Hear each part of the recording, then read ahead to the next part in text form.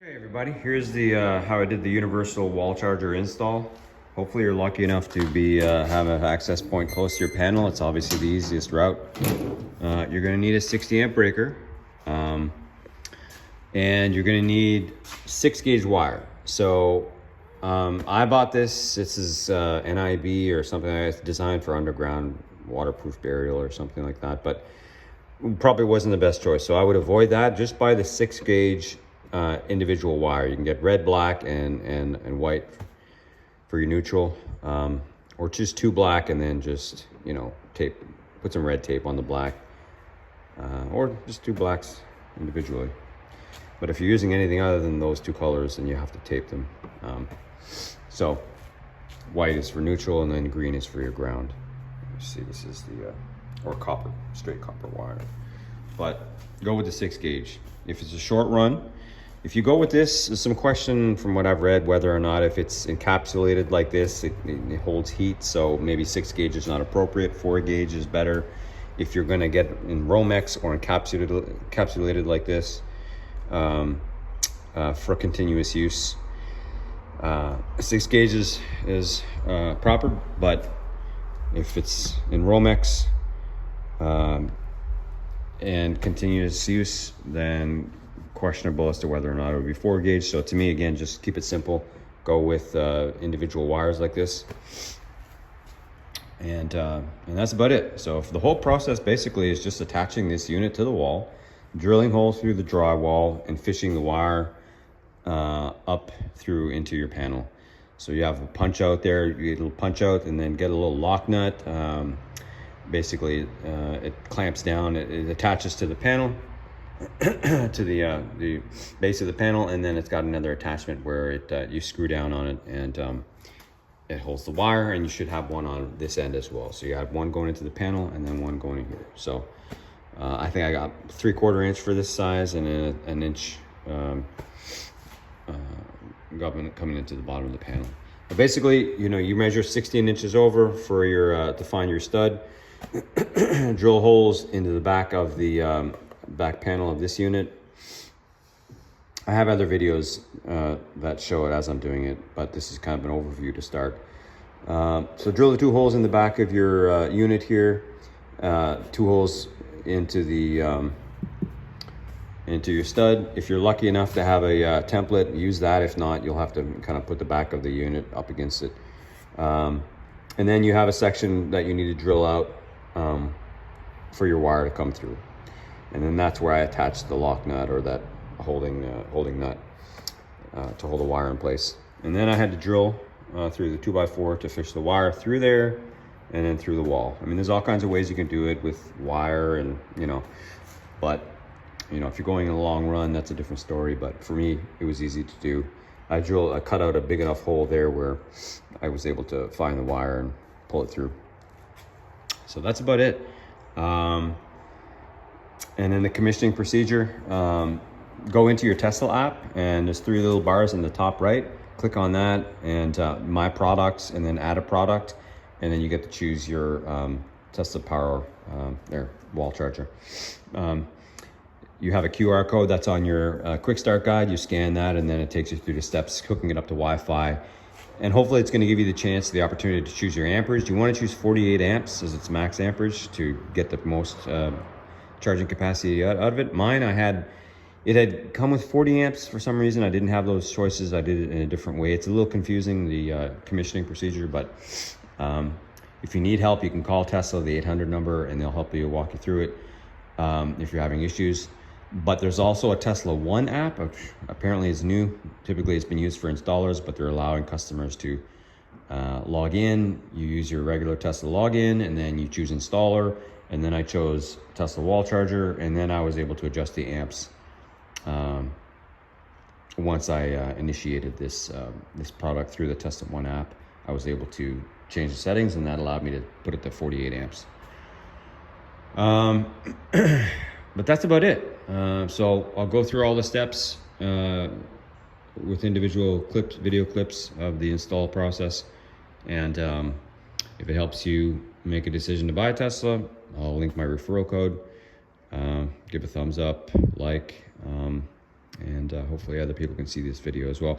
But in terms of just one other thing, I'd say definitely go with the wall charger. If you're in Georgia, they'll give you a $200 rebate. It was $250, but now it's $150 plus another $50 rebate, combined for a total of $200 off. But they only give it for the wall chargers, not the mobile chargers. I previously was using mobile chargers, but I've changed over. Sometimes they, whether due to ambient heat or if your wires are not locked down tight enough, the unit will sense high heat and will lower the amperage or the rate of charge. And you don't want to have that happen. You wake up in the morning and then all of a sudden you're not where you're expecting to be at in terms of charge. So for me, you're also eliminating a point of failure there. Occasionally you'll hear stories of these things melting, especially if you don't buy the commercial grade, which these are. You want to get commercial grade receptacles, but it is a point of failure. It's a point of weakness. And so just eliminate that, go with the wall charger. It's actually cheaper or about the same price once you get that $200 rebate. And that way you're getting a safer product, a faster charging product. And so that's my take on that. So hopefully you enjoyed the video. Thanks. Hey everybody, we're going to install the Tesla universal wall charger today. Basically this is the part that comes out the back side. This is what you're going to attach to the wall. Once this is mounted, the main body just pushes right onto this part. You lock it down with a couple of bolts and it's good to go. But this is the main part that you're going to install. And this is my setup here. I already have another wall charger, not the universal over there, but basically we're going to do the same thing on this side. So what we're going to do is, I've got the 60 amp breaker. I'm going to attach that to the panel there. I'm going to run 6 gauge, 6-2 wire. Basically going to drill a hole like I did on this side through the stud, and I'm going to fish the wire through to the next stud, which is where the base plate will be attached. So again, I'm going to measure 16¼ inches over, find the stud, attach this. Depending on, they give you 4 options where you can drill out the holes, either, you can do multiple different setups. You can come in from the top or the bottom with an exterior conduit, but for me, I'm going to drill a hole through the bottom left corner. And you see the guide there. And then I'm going to use the 2 holes on the right side to attach, and I'll probably attach the another bolt to the top left as well. Although the main 2 on the right side are going to be anchored on the stud, so that should be good. All right, so let's get started. All right, so the first part's done here. I just used my Dremel tool to kind of cut out the hole there. There's proper bits you can get to make sure that's done properly, but I just like to use what I got. So this is, I forget what they call this, a 3/4 inch lock nut of some sort, clamp type connector. So I'm going to use this to put from the back side here, and I'll tighten those screws down to lock the wire in place. So. But again, that means I'm going to have to, on the back side, cut a pretty big hole in the wall to make sure that once I have this attached, it fits flush with the wall. So that's what's up. Okay, just an update as to where I'm at now. So I used my Dremel tool, drilled out the hole at the bottom left corner to attach the wire and secure it. I don't necessarily know that you need it, especially if I'm only 16 inches over, and I'm going to tie it, secure it at the panel anyhow. But if you are going to do this, this is the way I did it. But I had to cut out a hole big enough so that the hardware can fit through and sit flush.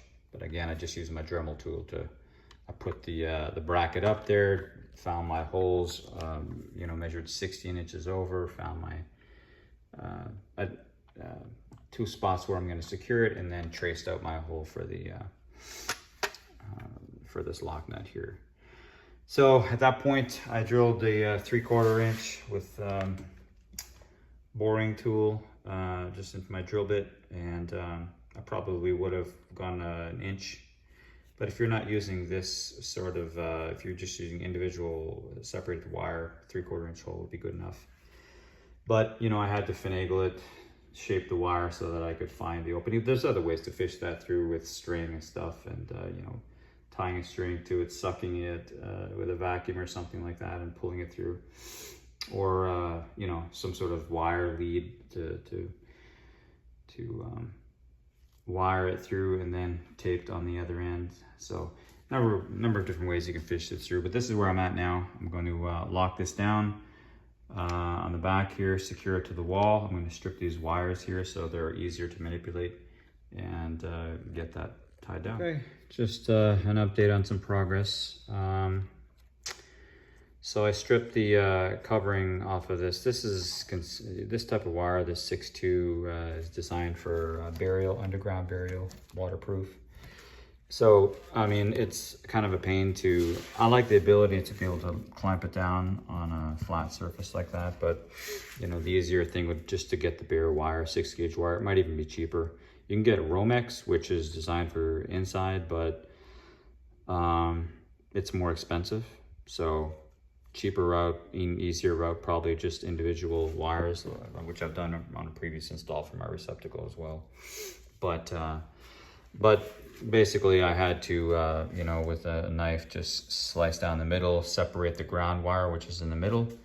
And then I had to kind of, again, with the blade very carefully, start a break in the wire, and then I ended up peeling it off once you get it going. But you got to use your blade to strip that covering there. But anyhow, once you get that in, they have the zip tie once you get your wires in place to manage it. So that's a nice feature there. And yeah, basically just got it in place, and now I'm about to attach it to the wall now. Hopefully I can do that with those wires there, but that's where I'm at. Okay, just a quick recap where I'm at now. I actually ended up moving it down. It was a little, made a wrong measurement, but I just lowered it, cut another hole for this wire. Attached it with the lock nut. Torque these down to 50 inch pounds. I think it's 50 is the number. I think it's inch pounds with the torque meter wrench here. Yeah, 50 inch pounds. And then attach it down with a zip tie. So at this point, that's locked down. It's nice and tight on a stud. Wires are locked down, torqued down. Now I'm on this end. Next step here is to remove the panel, punch out a hole, run the wire up, and install the breaker. Okay, got the wires all locked down on the breaker, 60 amp breaker. So again, you're gonna have a template for this. Find your location. Similarly, I did a receptacle install as well. I did it below the panel here, but so isolate where you want to locate it. You have your if you have the template, you can just mark the 2 holes where you want to screw it in, and your wires. Mark your spot where you want to cut the drywall. Use the bore bit here, these drill bits here, to drill a hole through the 2x4 and fish the wire through. At that point, you're starting to lock your wires down. If you've got a zip tie here, you can lock it down. You strip about a 1/2 inch to 3/4 inch off the wire. There's a diagram here to show you how much. Lock it down to 50 inch pounds, I think it's what it's called. Again, you've got this locked down, tied down. You don't necessarily need that. I added it. Screw it down. Again, punch out here on the panel. Again, another lock nut. Secured it down. You have to get a breaker that's compatible with your panel. Mine is a Cutler hammer, but Square D is compatible. 60 amp breaker. We're going with a 6-gauge wire.